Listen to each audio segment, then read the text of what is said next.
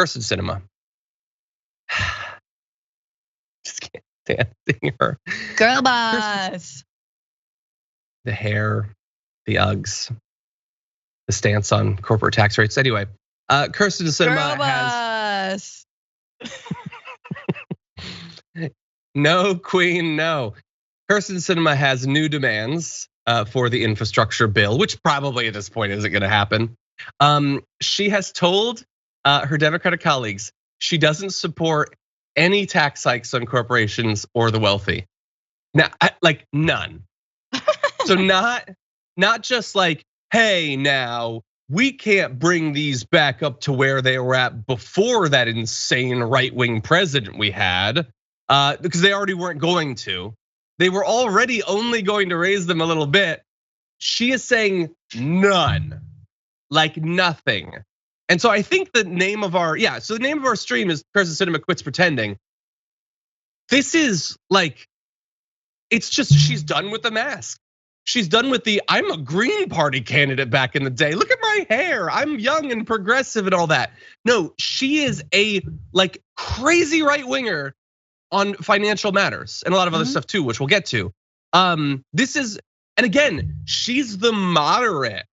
The progressives really have to figure out how to deal with the moderate Dems. What is moderate about this? What is moderate about a Democrat that has a relatively extreme position for a Republican senator at this point? That you literally can never raise taxes on those who are best off in our society. This is a woman who used to talk about how she was going to fight for like the working class of Arizona. She is just there for the richest of the rich, and she's not pretending anymore. Yeah. And this is also someone who says, we can't reform the filibuster because imagine shoe on the other foot and Republicans are gonna use, their majorities to completely obliterate our rights. And then she turns around and ultimately says, no. You know that sort of right-wing hellscape this entire country has been thrust into thanks to, Bush and corporate Obama and Trump and all the tax cuts? Yeah. That rightward slide, she likes it. She likes it right there. It should be over here, maybe in the center, right? She likes how far this country has slid. So there is no inkling in her mind that if she's empowered, which she is, to actually even the playing field, to create more equity, to create more democracy, to actually have more representation for working Americans, for, let's just be real, the majority of Americans, even people making $500,000 are paying more in taxes than 10 people who make $10 million, right? That's wrong in and of itself, even if those people are not necessarily working class. But she is a complete hypocrite, right? She has no intention of doing anything with this because she likes it. She likes where we've gone. So that entire argument of, oh no, what's gonna happen when Republicans are in power? They already are. If you don't if you don't undo their agenda, then they've already won and they keep on winning thanks to you. Yeah, so our producers put together some great notes. So she's already taken in $6 million in donations from the finance, insurance, and real estate industry. And we know that already affected her on things like Medicare, being able to negotiate and things like that. So she already turned on them on the pharma stuff because she was bought. She has been bought. And now it's just a generalized, the rich are my people. I'm not going to let you hurt them. That's it. That's it. And honestly, like we just went through a recall here, and obviously this recall demonstrated how the recall process can be absolute nonsense. And I don't even think that they have anything like that in Arizona. But shouldn't they? Like at a certain point, shouldn't your lies that you used to have gotten elected are so clear, they were so dishonest that you should be able to be recalled by your voters? You blatantly lied to every single voter in Arizona. And like nothing's gonna happen. She's only gotten more influence and they're gonna court her and try to make her feel special. They're gonna send her bottles of rosé and everything. Kick her out of the party, seriously. Biden is the leader of the Democratic Party. And I don't know substantively, like if you don't allow her to caucus with him, she loses her seats in the Senate or committee seats or whatever. Kick her out of the goddamn party. Yeah. She is an ideological traitor against, and I'm not just saying she's a conservative. She pitched herself as a progressive. She pitched herself as being I'm the new wave of Democrats. She is trying to tank the president's agenda in every way that she possibly can. But Bernie's not even a real Democrat. Remember that? Throw her out of the goddamn party. Yeah, and I mean, and this is the thing, right? Like if a Republican, sort of vies for her seat, how much you want to bet we're going to be told, oh no, but we can't lose the seat. We have to keep Kyrsten Sinema in there. No, we don't. What's the difference? Honestly, what is the difference, right? This changes. I'm not saying across the board, but in this case, there is no difference between a Republican getting in there and Kyrsten Sinema getting in there because she is the barrier to progress, just like a Republican would be anyway. And speaking of kicking her out of the party, this weekend, the Arizona Democratic Party actually voted by 80% that if Kyrsten Sinema does not vote to reform the filibuster in the Senate in DC, they have a vote of no confidence in her. So she is essentially out of the party. They don't support her. She's on her own, she's gone rogue. Well, and her spokesperson was asked if they had a response to that no confidence vote, and they said we do not. Because why would they have to? They're not responsive to the party, they're responsive to the wealthy donors that are the only people she actually cares about. And the thing is, honestly, if you booted her out, well, maybe a right winger would take over. Well, but see, a right winger would presumably have to campaign as a conservative. And who wants to do that? Not even Kyrsten Sinema would do that. She wouldn't even be honest enough to run as the conservative that she is or isn't.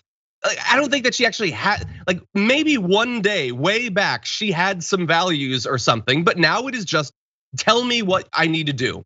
Give me the money, give me the checks, do the fundraiser for me. And I will vote for whatever you want. Screw the working class of Arizona, screw their minimum wage, screw their democracy. It's not just that they're reaming the rights of people to vote in they're doing it in her state. And she doesn't give a damn. Not only that though, I think this is really important. And I think that, look, I'm not saying that Joe Biden and Joe Manchin's meeting went well, because we all know it didn't.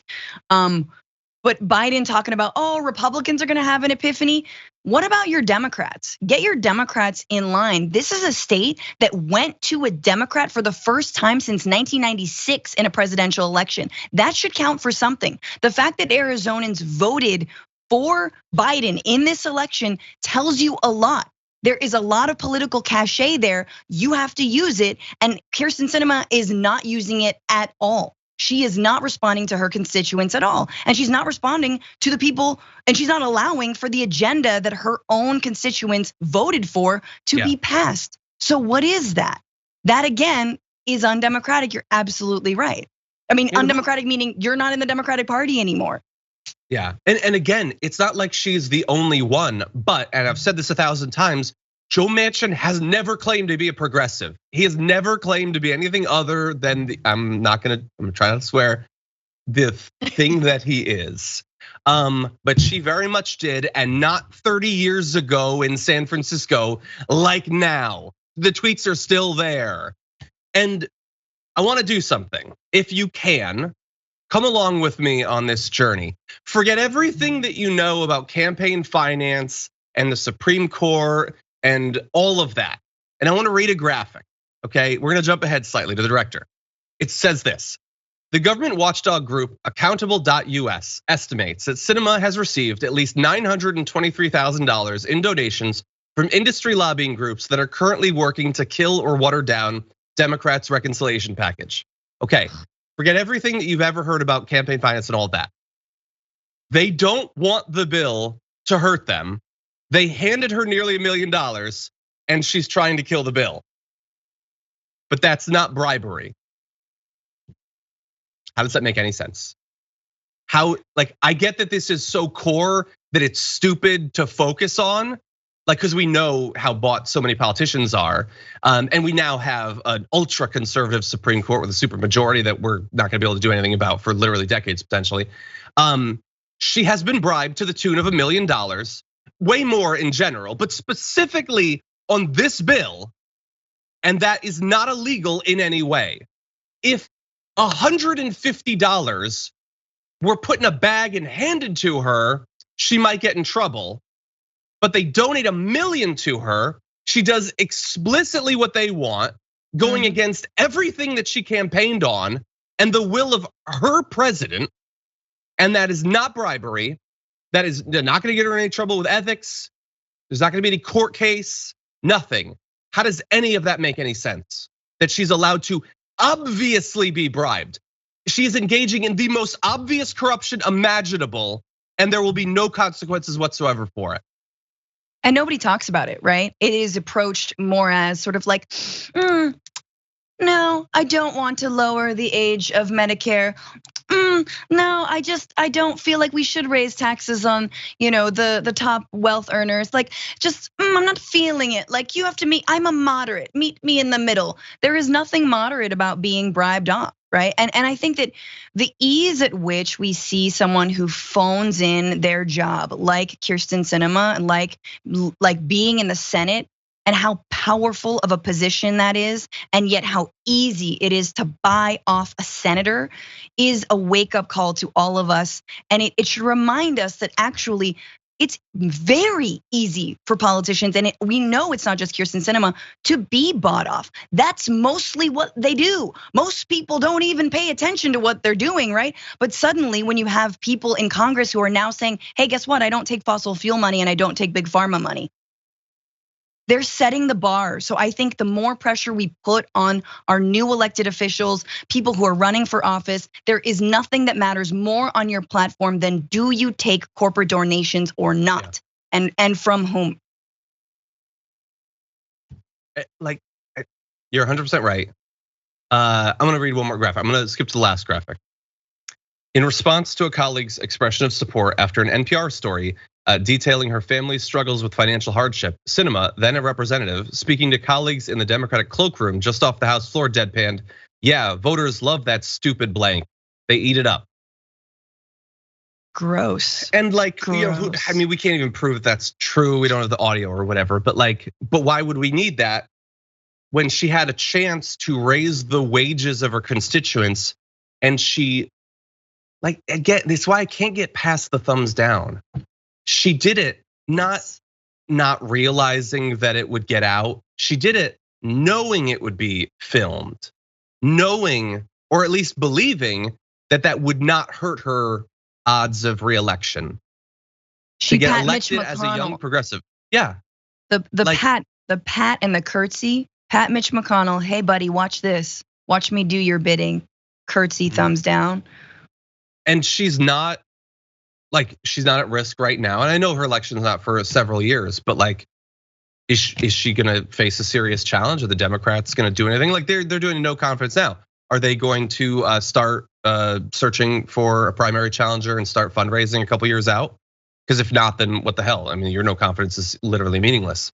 There's no better Democrat. There's no better Democrat in Arizona, I guess, than Kyrsten Sinema. Who supports Kyrsten Sinema? Like, have you met a person who's like, yeah, she's got my back. She's the politician I want. She's not like a random city councilwoman. She's a senator. There's actually not many of those. It's an important position. How the hell did she end up with one of those seats? And why does it feel like a guarantee that she's going to get reelected in a couple of years, despite openly spitting in the face of all of her constituents? What a sad country.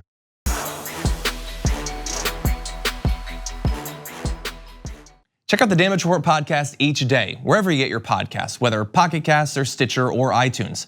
You can join me as I give you the news and stories you want, with a range of co-hosts and interview guests jumping in on the fun each day. Again, that's the Damage Report, wherever you get your podcasts. And if you get them at iTunes, don't forget to rate and review. Sometimes I'll read them live on the show.